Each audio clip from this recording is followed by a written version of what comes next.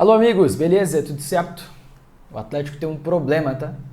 Um problema sério, inclusive, e talvez faça parte do que é esse cenário defensivo, caótico do Atlético nessa Série B de Campeonato Brasileiro. Eu sei que é uma pauta complicada, eu sei que muita gente pode interpretar errado, tá? Mas o Mikael vive pelo menos um momento desagradável no gol do Atlético desde o início da competição, desde o início da briga pela vaga na Série A do Campeonato Brasileiro. Lógico que isso é causado por um sistema defensivo completamente ruim, completamente bagunçado, que não existe nada de trabalho lá, tá? A gente vai entrar nesses detalhes, a gente vai entrar em tudo isso e eu vou te explicar por que, mesmo assim, o Mikael não deve ser tirado do gol do Atlético, tá bom? Então, deixa o like, se inscreve no canal se você não está inscrito, isso é importante, tá? Muita gente consome os vídeos, mas não está inscrito no canal. Mas deixa o like, principalmente o like, quanto mais like tem, mais o YouTube entende que é um conteúdo relevante, mais ele divulga o conteúdo para mais torcedores do Furacão, beleza? E acho que todo mundo vai gostar de saber. Vai gostar não, mas enfim, vai achar interessante pelo menos o que dá para trazer nesse vídeo, né? Vamos nessa. Quero dar número para você, para a gente começar a entender a situação do Mikael na Série B do Campeonato Brasileiro. Vamos lá. O jogador tem 2 duelos aéreos vencidos. Ele é 17º goleiro na competição no quesito. Só tentou 2, ganhou os 2, mas sai pouquíssimo do gol. Sofreu 15 gols, é o 25º goleiro na competição no quesito, é o pior. É o goleiro que mais tomou gols na competição, tá? Na Série B. Fez 23 defesas, é o 15º goleiro no quesito.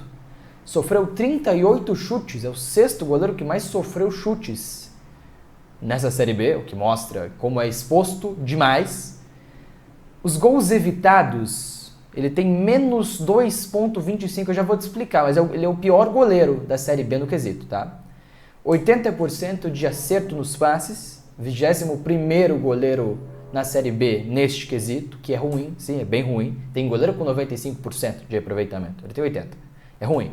Mas em passes para o terço final, ele acerta 15 nessa Série B, ele é o segundo, ele está atrás apenas do Tadeu, do Goiás, que acerta uma imensidão de passes até o último terço. E ele está empatado com o Matheus Albino, lá do CRB, no quesito, né? Vamos lá. Os gols evitados são a estatística dos gols esperados que o goleiro deveria ter tomado, menos os gols de fato que ele toma, né? Ou seja, é o goleiro que está em dívida. O Mikael, estatisticamente, está evitando menos gols do que ele deveria evitar. Ele está fazendo, estatisticamente, pouco do trabalho dele. Logicamente, é uma estatística que mede a possibilidade da bola entrar no momento da finalização da jogada e no momento que ela chega no gol. Tá? É uma projeção. Isso não mede o quanto o goleiro está exposto. Eu fui dar uma olhada em todos os gols que o Mikael sofreu na competição, que o Atlético sofreu na competição por consequência. Eu cheguei em um número assim que é interpretativo, lógico, e a gente vai entender com imagem isso, mas a gente chega num número dos 15 gols sofridos, 5 deles em falhas, 5 deles em bolas defensáveis. No quesito mais rigoroso da coisa. Eu fui absolutamente rigoroso, tá? Nessa avaliação. Até demais, e eu tenho certeza que nem todo mundo vai concordar com a avaliação, porque realmente tem um ou outro lance ali que até é uma dúvida grande, não dá para culpar 100% o goleiro, tá? Vamos lá. O segundo gol do Vila Nova, você lembra qual que é? É a cabeçada em cima dele, que ele dá o rebote no pé do atacante para fazer o gol, né? O Gabriel Poveda faz o gol. O zagueiro cabeceia livre na pequena área pela segunda ou terceira vez na partida, é verdade? Mas a bola é em cima dele, ele não consegue fazer a defesa atirar do centroavante essa bola sobrada na pequena área. Claro, a maior falha não é dele. mas também era uma bola defensável ali que ele poderia ter feito algo melhor, tá? Contra a Chapecoense, gol do Walter Clar, de perna esquerda, batida no meio das pernas do Mikael, que até consegue pegar na bola, mas toma o gol. Isso é falha, né? Não tem muito o que discutir. Falha contra o Botafogo, essa falha mais primorosa de todas, a que mais está dentro do conceito de falha, né? Que ele tenta segurar a bola, ele não consegue, a bola sobra, o atacante faz no rebote. Contra o Novo Horizontino, primeiro gol do Novo Horizontino, a batida de perna direita, ela vai em cima dele e faltou tempo de reação para tentar colocar a mão na bola, ela pega até na cabeça dele na hora de entrar. Claro, falha do sistema defensivo como um todo, né? Mas de fato o Mikael poderia ter feito coisa melhor no lance por ali. Contra o Cuiabá, e aqui eu vou pedir sua atenção, tá? Olha o posicionamento dele numa bola que é jogada na primeira trave. Tudo bem, é normal o goleiro estar ali, ele está no meio da área, ele está confiando que o Atlético vai conseguir tirar essa bola, mas a partir do momento da bola fechada, ele tem dificuldade em abafar essa jogada, né? Ele nem tenta sair, e a bola foi muito na primeira trave. Claro, tem muita gente ali, claro, não é nem um pouco fácil para o goleiro, claro, mas é um lance que talvez ele pudesse ter feito coisa melhor também, né? Então, esses 5 lances, para mim, colocam-se como os lances de bolas defensáveis que o Mikael toma gol, 5 em 15, né? E nem todos eles são 100%. 100% falha contra o Novo Horizontino, contra o Novo Horizontino não, perdão, contra a Chapecoense e contra o Botafogo. Para mim, os que são 100% falha, tá? Agora, os outros, eu considero que ele poderia ter feito coisa melhor, poderia ter feito algo melhor, apesar de não ter sido uma falha escandalosa. Dito tudo isso, tá? O Mikael tá bem? Não tá. O Mikael tem uma temporada abaixo pelo Atlético, abaixo do que mostrou no ano passado. O Mikael é um goleiro que ainda tem a evoluir, o que é comum e é natural. O Mikael é um goleiro que passa por uma oscilação, o que é comum e é natural. É um goleiro de 21 anos, gente. 21 anos. Mas ele não tá bem. Ele não tá bem. E é difícil até a gente colocar alguém do Atlético que tá bem, né? Quem no elenco do Atlético tá jogando bem todos os jogos? Ninguém. Nenhum jogador. E a falta de conjunto atrapalha todo mundo. A falta de conjunto na zaga, na defesa, não atrapalha só o Tobias Figueiredo, só o Léo, só o Abraão, só, sei lá, o Cauã Moraes, o Lucas Esquivel. Atrapalha o Mikael também. E o Mikael não está bem, para mim, está 100% ligado a uma defesa permissiva. A uma defesa que permite com que o adversário finalize em excelentes condições. Excelentes condições. Os outros gols sofridos, né? Dá para lembrar o gol do Pedrinho, do Cuiabá, que o Palácio falha feia, o Pedrinho de frente coloca na gaveta. Dá para lembrar o gol do Alexandre Jesus, os dois que ele faz, né? Uma ele cabeceia livre na pequena área sem chance para o Mikael, na outra ele bate o Tobias Figueiredo como se não fosse nada e finaliza na saída do Mikael, que não podia fazer nada. Então você pega os outros gols sofridos pelo Atlético, você não vê falha do Mikael, e você vê ataques com um espaço absoluto e absurdo. Absurdo. O Marcos Paulo do Operário, depois que a bola pega na trave do Zuluaga, que estava livre de marcação, a bola dizia pega na trave, o Marcos Paulo livre no rebote. Livre. O primeiro gol do Operário, que o Esquivel faz o que fez, né? E aí a batida do Daniel Amorim desvia e entra, mata o Mikael. Então esse vídeo aqui tem um propósito muito claro. É mostrar que sim, o Mikael tá mal. Sim, tá? Mas mostrar que isso não é individual. E que mudar o goleiro, como tem muita gente que pede, muito torcedor tá pedindo o Santos, né? Mudar o goleiro não vai adiantar nada. Absolutamente nada. Porque num sistema defensivo permissivo como é o do Atlético, você pode trazer o Neuer.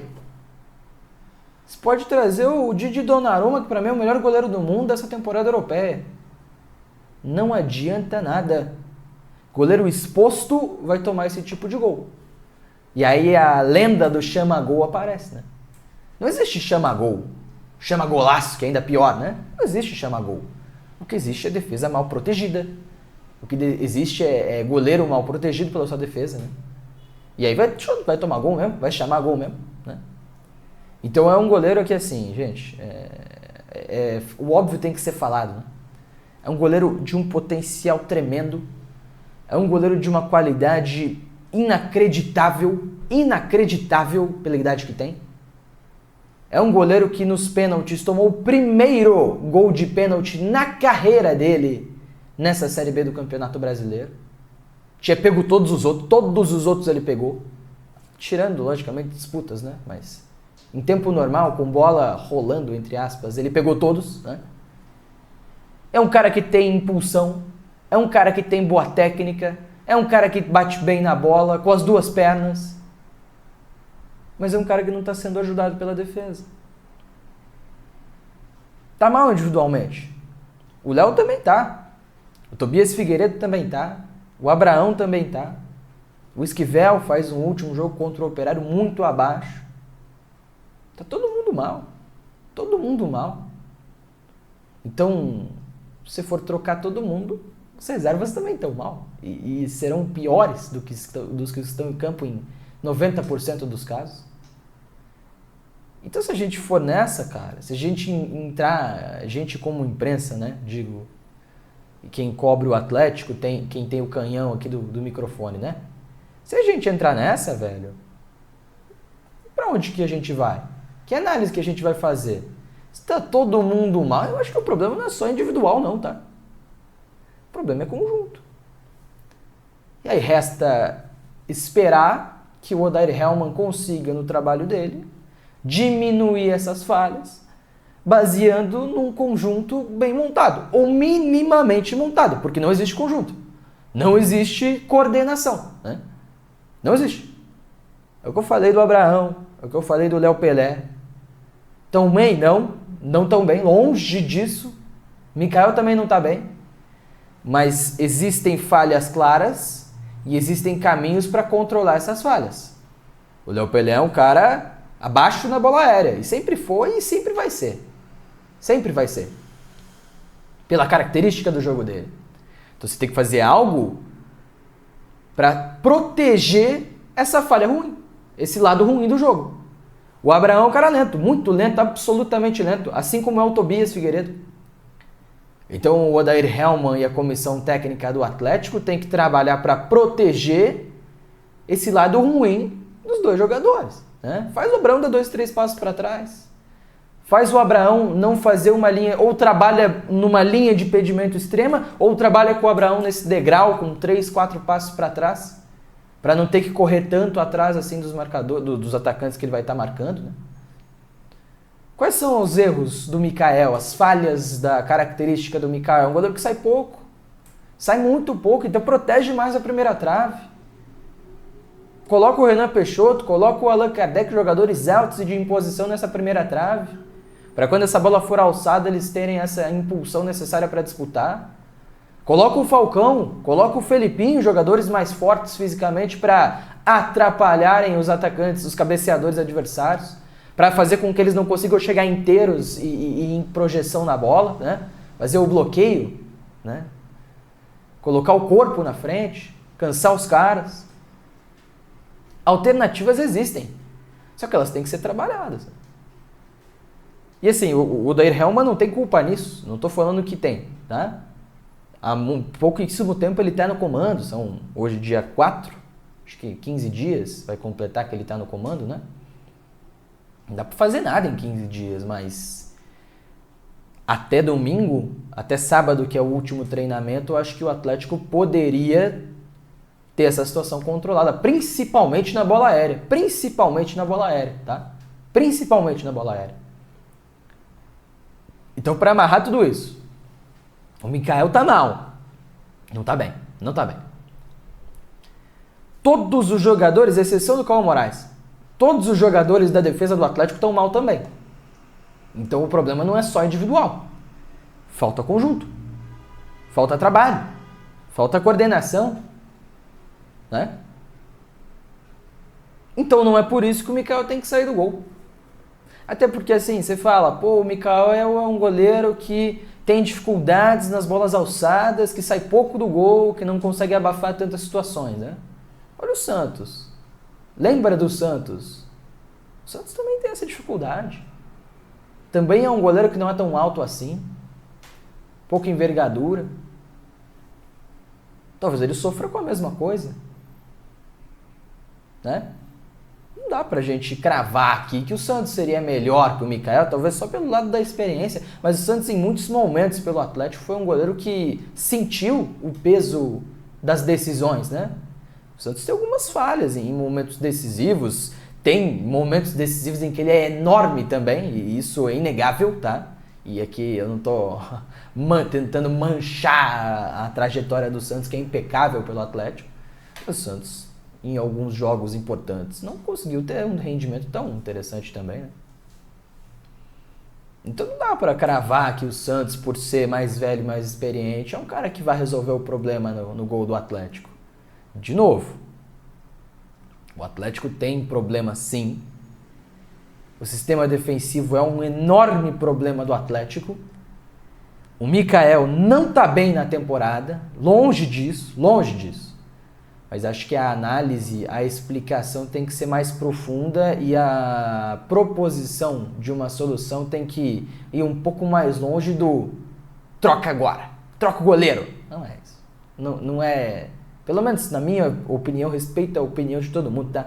Na minha visão, pelo que eu entendo de futebol, não entendo que a troca no gol faria sentido para o Atlético nesse momento, apesar da fase ruim do Mikael. Eu acho que o problema é conjunto. E uma vez evoluindo como um todo o sistema defensivo, Mikael deixará de ser o goleiro abaixo da média que tem sido nessa Série B de Campeonato Brasileiro. Beleza? Tá respondido? Acho que tá, né? Deixa o like aí, chegou até aqui, deixa o like, ajuda a gente nessa, se inscreve no canal. Se você não tá inscrito, show? Abraço, até a próxima. Bem importante lembrar, quer saber de onde saíram os números desse vídeo? Da Prometrics, o Centro de Inteligência do Futebol, parceria que a gente tem para utilizar as ferramentas de scout mais interessantes do mercado. Prometrics, sempre com a gente, um abraço aos amigos.